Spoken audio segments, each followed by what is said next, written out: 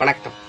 யாதும் ஊரே யாவரும் கேளீர் என்று பேசிய இந்த மண்ணில், பிறப்புக்கும் எல்லா உயிருக்கும் என்று உயிர்மை நேயத்தை பேசிய இந்த மண்ணில், யாதும் நுமது ஊரே என்று பேசிய இந்த மண்ணில், நேத்தி திருவள்ளூருக்கு பக்கத்துல திருத்தணியில 34 வயதையுடைய ஒரு வட இந்தியர் சிராஜ் என்பவரை தமிழக இளைஞர்கள் 4 பேர் சேர்ந்து கொடூரமா தாக்குதல் நடத்திருக்காங்க கத்தியால, கஞ்சா போதையில.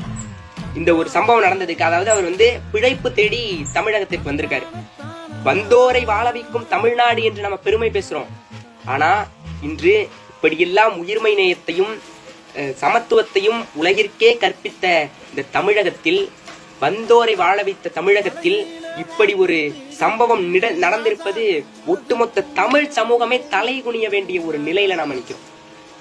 இதுக்கு அந்த 4 இளைஞர்களை மட்டும் குறை சொல்லி குறை சொல்றது அர்த்தம் கிடையாது. இந்த சமூகம் அப்படி அவர்களை வளர்த்து விட்டது.